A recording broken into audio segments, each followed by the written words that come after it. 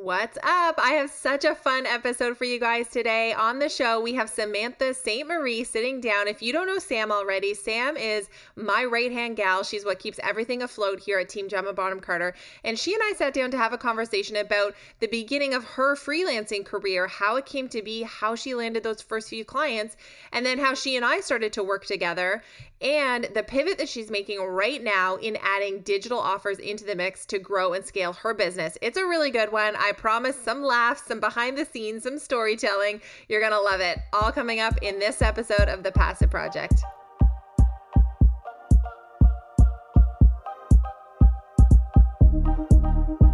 You're listening to the Passive Project podcast, where we talk about how to build your online business to make more income, more impact, and give you more freedom in your life. I'm Gemma Bonham-Carter, business strategist, mom of two, lover of passive income, automation, and coffee. Welcome to the podcast.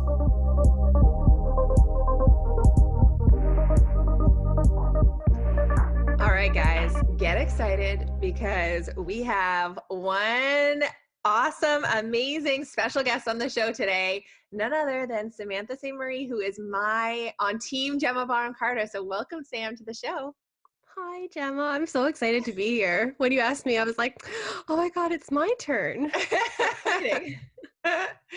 Yeah, so basically Sam and I talk like every week, but now we're just like actually hitting the record button and we're going to share that with you guys, which is really fun. So if for those of you who don't know, Sam is on Team Gemma Bonham-Carter. She is my right hand lady, and she helps me in really every aspect of my business, and I could not be doing what I'm doing today without her help. So yeah, she and I, we always call ourselves Dream Team. Hashtag Dream Team.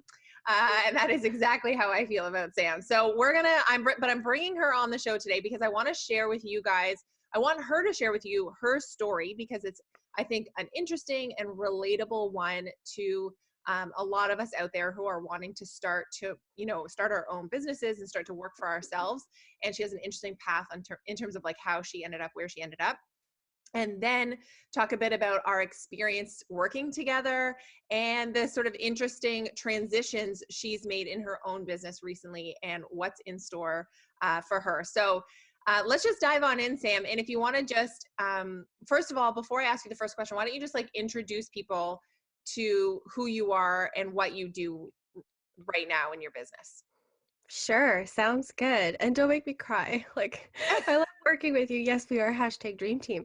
So yeah, my name is Samantha. I run two companies. So I have my services-based business, where I help people like Gemma. It's called Red Rock Content, and it's full of digital marketing services, but I've really niched down over the last couple of years, literally based on the fact that I love working with Gemma. And so I was like, I'm just going to work with the Gemmas of the world. It'll be fine. And then throughout my kind of, path, discovering my niche and everything and being really fascinated with the online space, I launched my own online business based on passive income. And that's called Freelancing for Freedom, where I basically teach freelancers how to do what I did in the beginning. Yeah, that's perfect. So we're going to talk about that a bit more in just a second, but let's take a step back and go to because you were in a corporate career. And Yes. so what was how did that happen where you left corporate and started a freelancing business?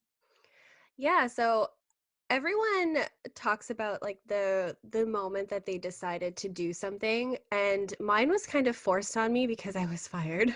And I was embarrassed by that for the longest time. I kind of hid that. I thought, if potential clients know that about me, are they going to doubt my abilities to provide quality services or whatever? So I kind of hid that from people for a really long time, but then it became super relatable. So now I tell everybody. But I was kind of side hustling in my corporate job for the longest time. Even when I was in college and university, I was kind of side hustling because I always like to have the ability to bring in whatever money I wanted. If I wanted an extra couple $100, I could go out and find a quick freelancing gig and bring that in. And I if anybody's familiar with Kijiji, I don't, is that strictly for Canada? I don't I don't know. know, but But it's it's state like specific. Craigslist I was and gonna things say, like that. So I would just go on there and see who needed what. I would respond to those ads and land a couple of people. And that's how I got my first big client, where I started working with a Canadian-based publishing house, and we ended up publishing a couple of bestsellers, which is really exciting. But yeah, so I got fired from my job. It was one of those situations where you walk in and you walk out 10 minutes later and you have no idea what just happened. They yeah, don't give you a reason or anything. And I remember sitting in my car and I was crying. Obviously, I'm crying. I'm a crier. I cry at like Tim Hortons commercials. yeah, It's me too. it's just it always happens. So, and my husband had just gotten his full-time job. We were not in a great place financially. And so I remember calling him and he's like, don't worry, just go home, relax for a couple days, we'll figure it out.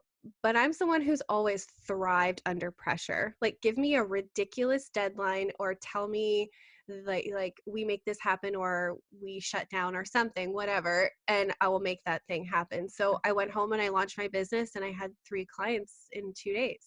So Amazing. yeah. So I love that story. And it just also goes to show your like scrappy nature, which I love. Yeah. So with those so I know you mentioned Kijiji. Is Mhm. that how you landed those first clients? Like even when you went the day, the day you got fired and you had 3 clients within a couple days, is that how you landed them too? So I landed one of them through Kijiji. He was a mortgage broker out of Mississauga, Hmm. and we ended up, and it was like my first really big client. He came on board and he was paying me like $1,800 a month to run basically everything for him. And then the other 2, I went on Upwork, and yes, I landed 2 clients. I'm in looking back now, Upwork is not a great place. I genuinely hate it, and I don't really like to use the word hate that much, but they take a lot of your money. It could be a rabbit hole that we go down, but Yeah. I did land 2 other clients on there. And Gemma, you talk about how you hate like this bro marketing, like with ClickFunnels and everything. Yeah. And one of the clients that I landed, he was part of their 2 comma club or whatever that's Oh called, yeah. where like you hit $1 million through ClickFunnels. And he was your like traditional bro marketer. And Right. let's just face it, we did not last very long.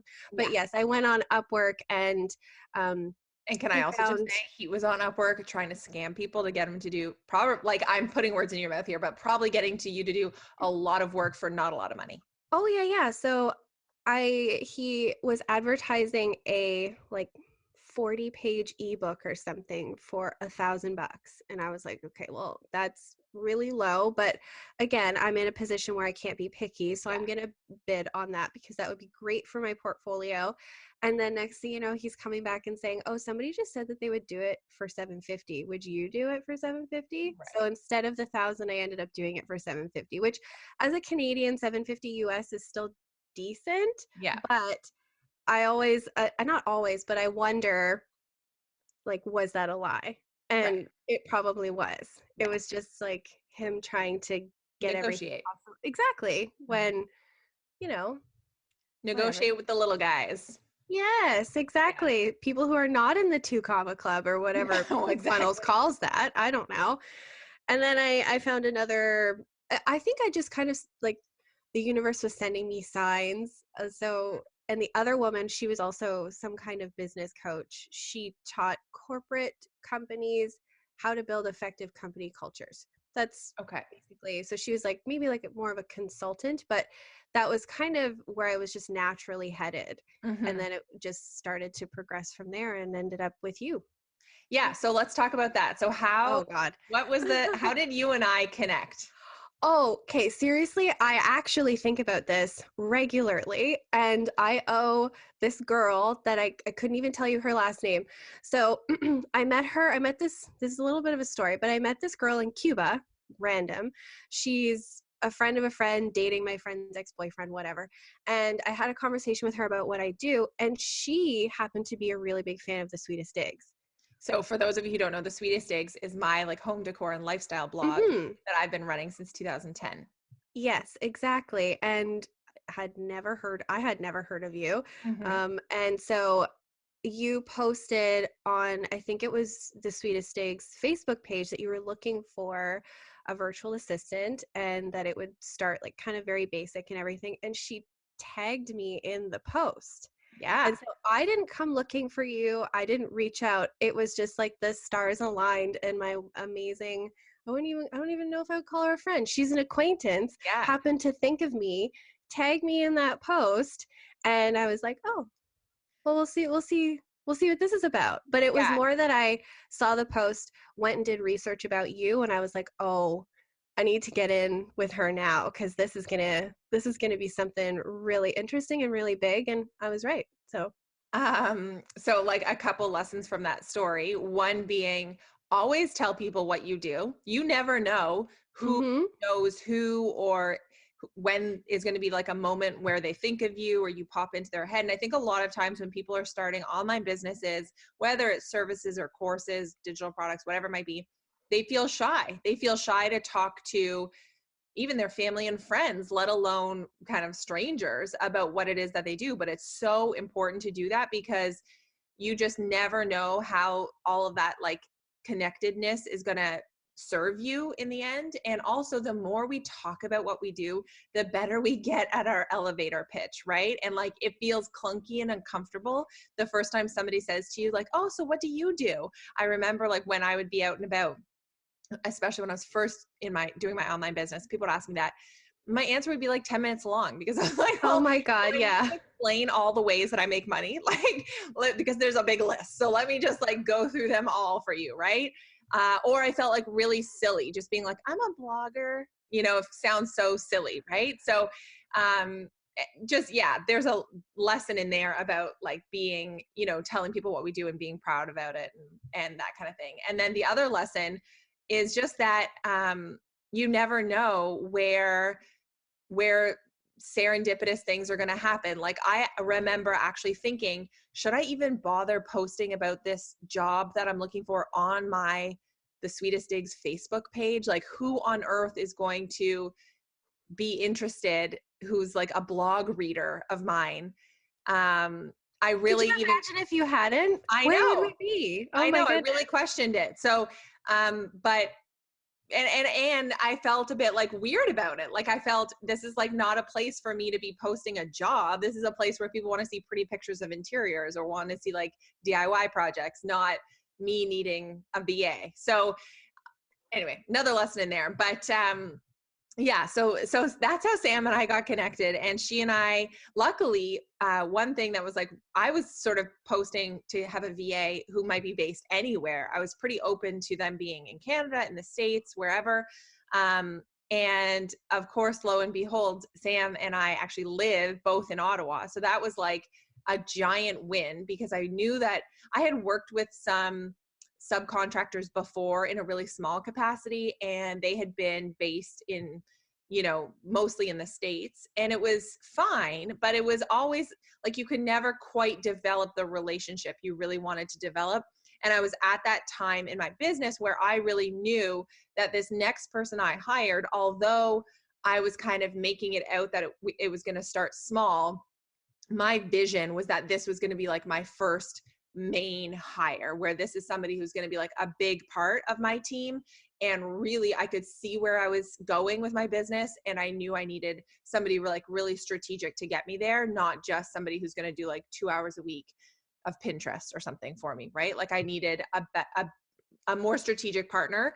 And so being located in the same city was going to be such a giant benefit. So Sam and I got connected. I did some interviews at one of my favorite local coffee shops, and she and I got together and we talked about work stuff, but then we also spent 20 minutes talking about like our TV shows that we like and like the movies we Yeah, watch and yeah. our That was hobbies and whatever. And I was like, 100%, this is the girl. And then Sam, tell everybody who's listening, what happened, like how long I took to tell you that you had the job. It was a good week, Yeah. probably, because I feel like you're a very thoughtful person. You had already scheduled the other interviews and you don't just want to blow people off, right? That's not very professional, especially in the business that you're in. You want to keep those relationships no matter how small they are. Remember, you don't know what opportunities can come from anything. But yeah, I remember, I feel like we interviewed on a Wednesday, and I think you told me on the Monday or Tuesday of the following week. I feel like it was that kind of time frame. But and I remember I went home and I was like, I need to get this. And so I think I sent you an email because I went through and I looked at your Instagram, and then I sent you some examples of Mhm. other Instagrams that I think would make yours easier. I remember I like tried to send you stuff like, look at all the ideas I have. Totally. Yep. I I remember, could yeah. see what you were doing and I dug it. I was Yeah. like, okay, this chick, not only did we get along super well at the coffee shop and like I like her vibe and everything about her, but yeah, you went like above and beyond. You went home, you did your, like, I could tell that you'd already done your research about me before the interview, but then after the interview, you went home, you did more research, especially like we had talked, I think, about Instagram and just how Mhm. I was leveraging the platform at the time. And, yeah, you sent me an email that said like, hey Gemma, here's what I was thinking for your feed. It could like have this kind of look, and you linked to some examples and gave me, it wasn't like some giant novel. It was like a really succinct, good email with like some great ideas, and just showed me that you were thinking about my business. You already were going to come to the table with some like good, thoughtful ideas. And it just, again, showed me like that you go above and beyond. And we can, again, take that lesson into whatever type of business we run. If you sell digital products, if you sell a course, a membership, anything for your audience, how can you go above and beyond to show them that you really are like bringing your A game to the table and like surprise and delight them, right? In ways Mhm. that not the average person is going to. And so I think the more you can stand out in your business and just go the extra mile, it will always serve you, right? It'll always like get you ahead Mhm. faster. So Yeah, I loved and that. So Sam had the job right away. yeah. So we started in, it's funny, like we started in one capacity, and as time has evolved, things, we've evolved with it. So I think like when correct me if I'm wrong, but when you first started, you were doing work both for the Sweetest Digs and Gemma Bonham-Carter, which was like really starting to get off the ground at that time. And then we sort of figured out what were the priorities and eventually added things to your plate, but also shifted things that you were working on to sort of continue suiting like how the business was evolving and growing. So what were the first few months like working with me? The first few months, well, there was a big learning curve because I had never been exposed to a business that was strictly online and as passive as you were looking to make your life. Not your life, but your business. You're not like passively walking through life, but you pick up what I'm putting down. You understand. So I remember doing, it was a lot of inbox management because you had said that that took up a couple hours of your day, and you wanted to be able to step back and actually be more strategic. So I took that on. There was some kind of like tasks involving managing the Sweetest Digs shop that you used to have, because you used to have a shop where you sold different items. So there was some things there. But to be honest with you, I think we pretty much started with inbox management and just like a weekly meeting where we would bounce ideas off of each other. But I wasn't like doing social media. I wasn't, creating a lot of content or anything for you. That came much later. Yeah. So that was very, very kind of beginner basic at the beginning, which I really appreciated because again, I knew about things like lead pages, but connecting everything, like I had purchased a course before that was all about building like an evergreen machine, like that kind of Mhm. thing. And I ended up being like, whoa, no, no, no, no, no, this is too complicated. I can't do this. And I ended up bowing out real quick. Right. So this was all new to me. And so having that basic intro time was perfect.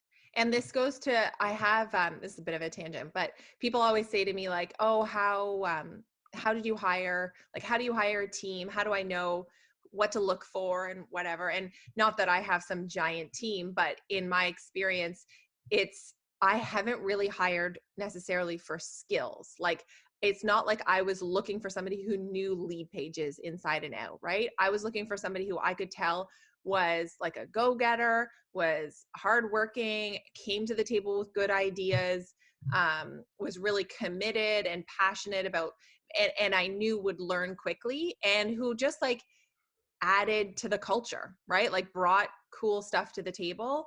And that's, what you did. And so I didn't need you to know Lee Pages because I knew you'd be Mm-hmm. able to figure that out, and you'd be able to figure it out quickly, Yeah. right? So Yeah. now we've been working together now, as of, January 2020. It's now been about, I don't know, a year and a half I ish. think it's a year and a half. Yeah. Yeah. So, Yeah. and then Yeah. do you want to just like tell folks at this point in time, kind of what you do in the business now, like what that looks like on a day-to-day perspective? Oh my God, that list is never ending. Let's just be Well, let's real. just like But summarize. okay, so basically I am kind of responsible for all of the like audience facing stuff, if that makes sense. So, podcast, YouTube, Instagram, Facebook content, blog content, things like that. I basically, you kind of create the rough draft of whatever, you'll send me a podcast recording. My husband does all the editing because that's beyond my skill, and it's not a skill I really am interested in learning. So that just seems no. Okay. So all of the front facing stuff that we kind of use to add value to your free audience. And then I'm also a really big part of the paid community. I do virtual tours. I do lots of content creation in there. So it is more, and also I'm involved in a lot of the brainstorming and strategy and all of that kind of stuff. We do our quarterly meetings. So it is very much a like audience facing, both paid and free strategic creation role. Yeah. Yeah. With like a lot of random things thrown in there from time to time. Yes, yes, I do get a string of messages from you on occasion where you're like, "Oh crap. I have all of this. Yeah. No time." Because as you guys know who listen to this podcast, I like have really giant dreams. I have big dreams for myself, and I have big dreams for everybody else and every audience member of mine and student of mine. I have big dreams for everybody. And so that sometimes mean that I like want to do 1,000 things and I need to be reined in. And so Sam does a good job of like sometimes reining me in, and then also just like taking some things off my plate so I can stay in my, zone of genius. And for me, like my zone of genius for sure is creating the content, like like as Sam mentioned, I will often create like the rough stuff that then she polishes before it goes, Mhm. in front of other people. Mhm. Or it's like creating the lessons and the things that go on behind the scenes inside of my paid programs and doing the coaching with my students. That is my, like, I am super strategic, and that's my zone of genius. And so I need to make sure that I'm doing those things so that we continue to serve our students in the best way that we can. And that ultimately is what grows our business, right? So, um, okay, now I want to shift gears a little bit and talk about your recent shift, which has been like for, this however many past years, you have been largely a service-based business, and I'm not your only client. Like you work with lots of other people. And now, after you and I having worked together and you really understanding the potential of digital products like courses and a membership and building a business in that kind of arena. So, I often talk about like a service-based business versus a digital product-based business. And so you are starting to marry the two, or to Mhm. add a digital stream into your business. So can you talk about that a little bit? Yeah, so I've always been interested in the concept of passive income, but when it's something you've never done before, and I talk about this a lot, how if it's something you can't really touch and you've never experienced for yourself, you have no idea how to make it happen. It just seems impossible. You think to yourself, this person must have grown their audience a ton before. Maybe they had a lot of money for ads, maybe they had somebody really big vouching for them or whatever. And so for the longest time, it was never something that was very realistic in my mind. And I am one of those very realistic people, and I just always think to myself, okay, can I make this happen? I've since working with you, I've become a little bit more of a woo-woo person, but The uh, truth comes out. My yes, woo has rubbed off. yes. Well, it has. I'm not gonna lie. So, I had always been really interested in passive income, and when I started my freelancing business, I wanted to immediately get into that, and I ended up investing in a really expensive course, and thank goodness that they had a money back guarantee, because I got in there and I watched a couple of modules and I thought to myself, what am I doing? I'm not even I'm not even selling my services successfully yet. What am I going to teach people to do? And so I'm a smart and scrappy person. I could have taught people how to do anything, but imposter syndrome kind of set in. So I Mm-hmm. ended up pulling out of that course very quickly. It was like immediate buyer's remorse within a couple of days. And so I just decided to put that on pause for a little bit, because I didn't have the confidence to teach people on a wider scale. I was very comfortable one-on-one. That's what I knew, and I knew how to do that. But actually having a lot of people depend on me, and that's actually a really bad way to think of it as an online business coach, Mm-hmm. because their success is not dependent on you. Yeah, You give them the tools, and then it's their job to make it happen. that's But right. I digress. And so I did services for a couple of years now, and then I got in with Gemma, and I saw her kind of build the passive project from the ground up. I got in with her before she even started the passive project. So I got to see when it had no members, when it got its first 20, and then when it reached 100, and I'm like, okay, now I get to see this thing being built from nothing. And it's because when you look at other people and you see that they have 200 members or they have 500 students, you forget that they started at zero. So Yeah, actually totally. seeing that in real life was a game changer for me. And I was like, okay, people do this every day. People Mm-hmm. launch these things every day and they start at ground zero. But this kind of goes back to when we start something new, we feel embarrassed and we don't want to tell people, because what if we fail? So I couldn't really tell you when I decided, but I'm one of those people, when I get an idea in my head, I have to make it happen as fast as possible. Mm-hmm. So this was a couple weeks before Black Friday. I think you and I had a conversation. I was like, I'm just going to launch it.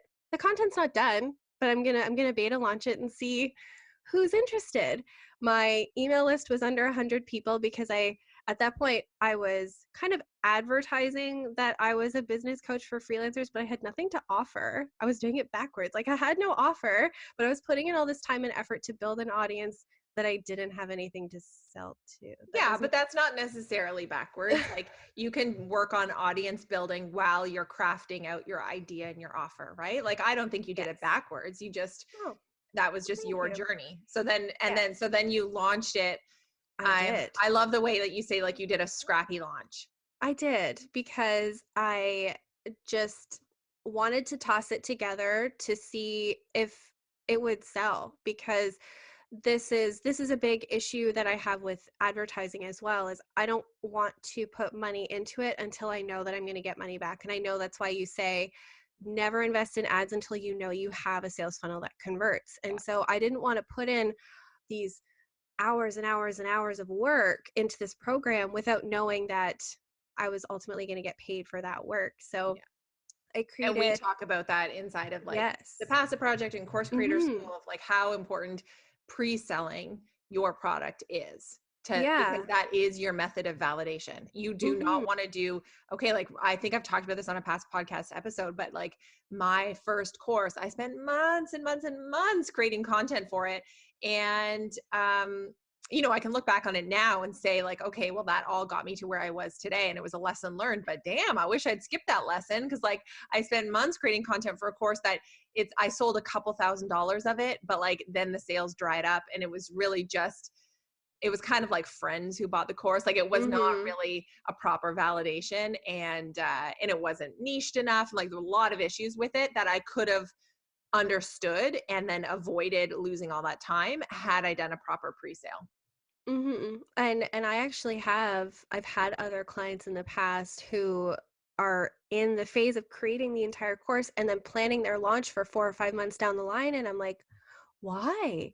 You're going to spend months creating all this content, not get paid. It, and what if it doesn't sell? Like, what if sucks? Like, don't live your life thinking what if, but you need to know in the world of business if something is going to sell. Yeah. So, and that's why I did my scrappy beta launch. I was like, I'm not going to create all of this if no one's going to buy it. And I was concerned because my audience is so small, and it still is very small. I have, well, now my list is bigger, Gemma, you'll be proud of me.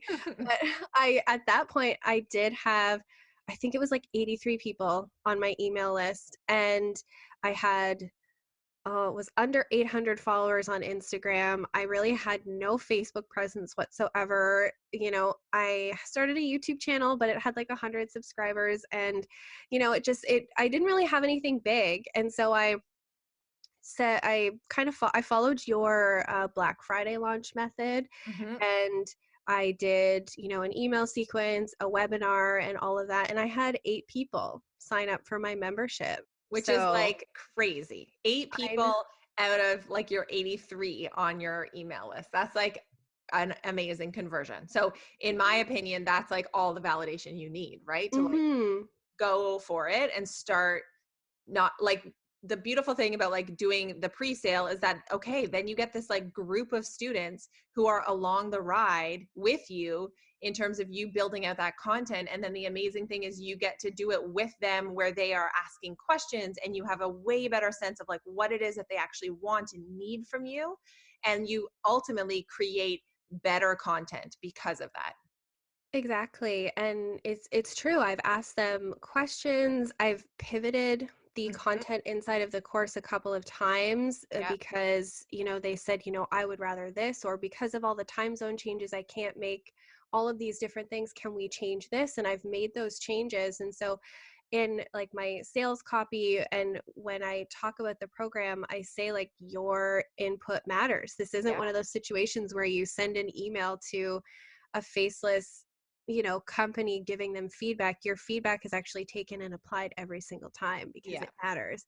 So having that small group has really been fantastic. And I've had, a couple of the people in there, find clients. And, it also just validates my method for me because I'm like, it worked for me. I Yeah. can't promise it'll work for anybody else. It worked for me though. I know. And so when they come in and they use the content and it actually helps them, it just it kind of quiets your imposter syndrome that Totally. creeps up no matter how successful you are. Yeah, absolutely. Testimonials and like social proof and seeing results are Mm-hmm. exactly what you need to like feel confident in going forward and continuing to market. So that's amazing. And then that's the other thing about pre-selling is like, you do need testimonials and social proof. That's a really important part of crafting an irresistible offer, because people will, potential prospects, potential buyers are going to have fear that your method, your framework, whatever you're teaching is not going to work for them. Okay, it worked for you, but you're a special unicorn and it's not going to work for them. And the way that you squash that fear is by providing testimonials. And that's why it's so important in your sales page, in your email sequence, on your social media when you're doing launches, that you show those testimonials. So that's amazing. And I know now you're coming up on kind of your first proper live launch. So Yes. we'll be able to like, maybe we could do like episode number 2 where we talk about Part two. part 2 Part about all two. the incredible growth that I know is going to happen. By the way, Sam's program is called Freelancing for Freedom. We will make sure to include a link with this podcast so you can go and check her out. But yeah, I'm just so excited about that part of your journey. Thank you. I'm really excited about it too because I I genuinely see the potential now. Before, maybe a couple of years ago, it just seemed like I don't know. I don't know. I feel like as I'm saying this, listeners will understand my struggle to explain the feeling when you look Mhm. at a program that exists and you just it's not even in your mind as an option because you just don't see how it's possible. But being inside of the passive project, helping you with all the content, seeing your journey firsthand, I see the potential. I see how to make it happen. I see the exact path that I need to take. And now Yes, I'm coming up on my first really big live launch, and I'm excited for that possibility to see who comes in and then what the next step is, and then also what other things I can do, like maybe like do like run ads to a tiny offer. I know that you do that with 52 prompts and it's been really successful for you. So, things like that, different options, like the options are endless. And I never truly grasped that until I just decided to do a scrappy launch and be like, oh, okay. So Yeah. now I have like a few $100s a month that comes in and I don't really have to do anything. So let's see what else I can do. Yeah, And then exactly. go from there. Yeah, it really does like open your mindset to all of the potential opportunities. And that's not to say that you're going to like give up your services, right? Like what a Mm-mm. nice way to Don't have worry, like Gemma. Don't worry. yeah, guys, Sam cannot go anywhere. No, no, no, no. GemmaBonham-Carter.com would cease to exist. And I remember this conversation actually, though, when you started the passive project and you were like, go in and do all the learning. But, even when you have your own program, like we're still going to work together, right? And it's like, yes, Gemma. We've Like, already made don't the leave plan. me. No, we've already made the plan how like down the line when, maybe the program is bigger, how like it would just be like that and then Gemma and that would Yes. be it. And And it's that would always be been in the back of my mind. yeah. Oh, Yeah, that's the vision, right? yeah.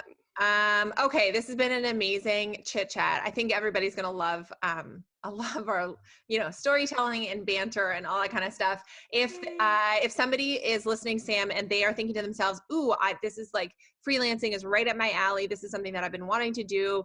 I want to quit my horrible 9 to 5 gig and work for myself, work from anywhere, get that lifestyle. What would be, let's say, like your 3 top tips for somebody wanting to start a freelancing gig? So you'll see a lot of content out there telling you just to start.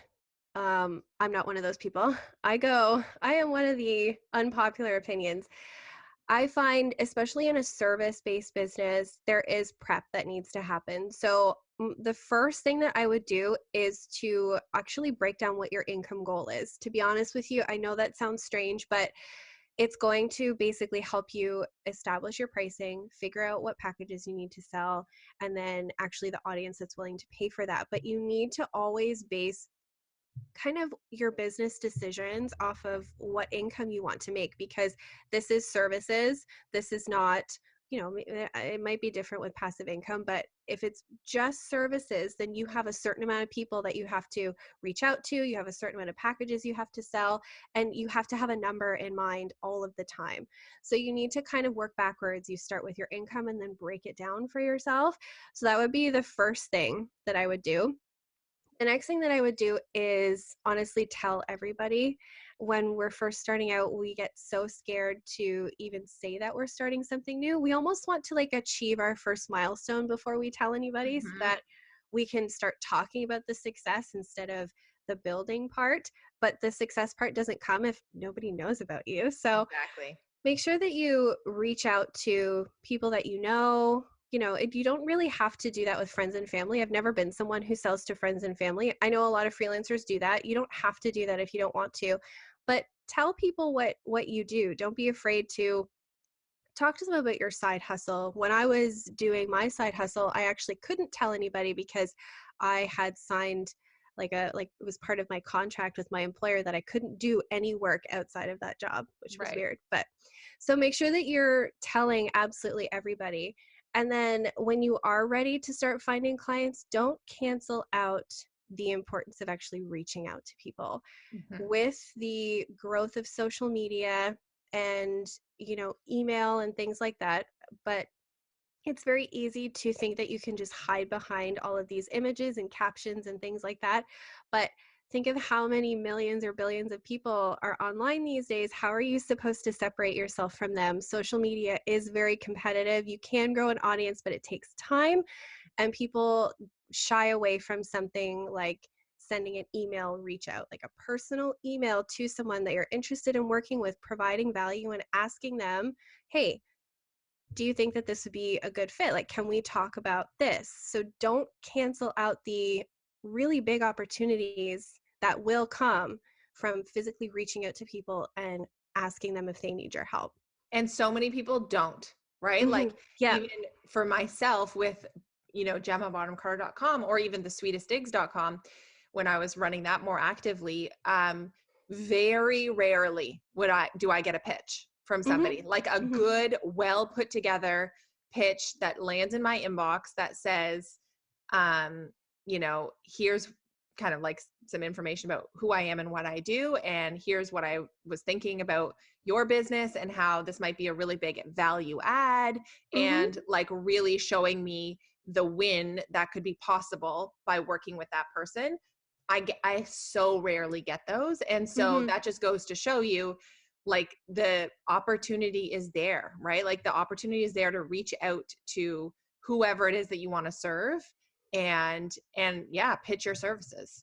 And Gemma, you preach so much about the importance of having an email list because you are literally getting a direct line to your audience. And it's the exact same concept with a service business. That is a direct line to a person versus social media, where it's like, okay, I'm going to put in these hashtags and see how far my post can go, or I'm going to post this blog and hope it goes viral. When you leverage the power of email, but you're very specific, I'm talking like you go and you do your research and you pick 10 people that you would love to work with and you personalize the crap out of those emails. Like Mhm. take 10 to 15 minutes per email. But trust me, if you personalize it enough, you will get people responding to you. And emails have kind of been, they're now kind of seen as really salesy because we do get a lot of spam emails now. But you also have to think of it on the reverse, that if you do take the time to personalize it, that is a surprise and delight Yeah, opportunity for you. 100%. And this Yeah. is like exactly like, it's such a good lesson and an example of, even when we talk about sending out pitches, even not in terms of pitching services, but pitching partnerships and hmm collaborations as online business owners. If we want to get on somebody's podcast or do some sort of lead magnet swap or get some sort of feature or work with somebody in some way, I talk about a lot of this stuff with my students. And the more that you can personalize that pitch and make it so like amazing, it becomes a no-brainer for them to want to open it, read it, respond, and like work with you, right? So hmm no, it's for sure like something that so many people miss. Like we get so caught up in social media and we forget. And partnerships and relationships and collaborations are those can be what skyrocket your business so much faster, no matter what business model you're using. It's so important to develop relationships. And if you work in a silo, you really are going to see seriously slow growth. hmm Yeah. Exactly. So, um, yeah, I definitely recommend email reach outs for sure. It's a way that I've grown my business over the last year. And it once you do it a couple of times, the whole like being scared about it stops because Yeah. you'll get your first couple responses that where people are like, wow, thank you so much for actually showing me that you did your research. Exactly. Even if that's what you get back, at least you know that your emails are hitting home for people. Yeah. So 100%. that's honestly the biggest game changer for my business over the last year and a half or so, was getting up the courage to actually reach out to people and, not sell them right away, but ask them if they need help or give them a quick win or a tip or something like that that Mhm. sparks a conversation. It's a direct line versus throwing a fishnet and hoping that you catch something Exactly. on Yeah, I social. love that. So, yeah. So where can people, I know you got an awesome freebie. So where can people, um, like, can you tell people what that is and where they can download it? Yeah, so I call it the 1 week to your next client guide. So it kind of goes off of the whole email reach out thing. So I walk you through like the 5-day sequence that I follow exactly in my business, where, I find all of the people that I'm going to reach out to, the email that I send out, the follow up that I do, and all of those different things. How to, like, make sure that you're not, reaching out to people that are potential nightmare clients, all those different things. So it's the exact steps that I take to find clients really quickly, maybe during slow season, or if somebody drops off really unexpectedly and I need to make that up, then this is the system that I use and it works. In the month of December when people are going on vacation and, it's slow season for them, I acquired 2 new clients in a slow season month. So it works. So if you want to download it, you can go to my Instagram. It's just Samantha Ste Marie. I'm the only one on there. And the link is in my bio, but you can also go to my website, which is samanthastemarie.com, and it is listed on there. Perfect. We'll make sure that all of that's included in the show notes. Okay. Well, Sam, thank you for hopping on the podcast today. Always a pleasure. Thank you, Gemma. It was fun.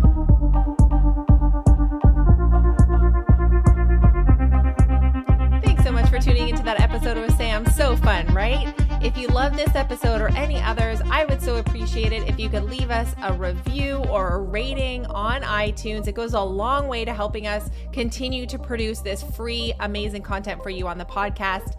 Danny Page said, love Gemma's honest and value-driven approach. I'm constantly taking notes during every episode and implementing them into my online business. Thank you. Well, Danny, thank you for leaving that amazing review.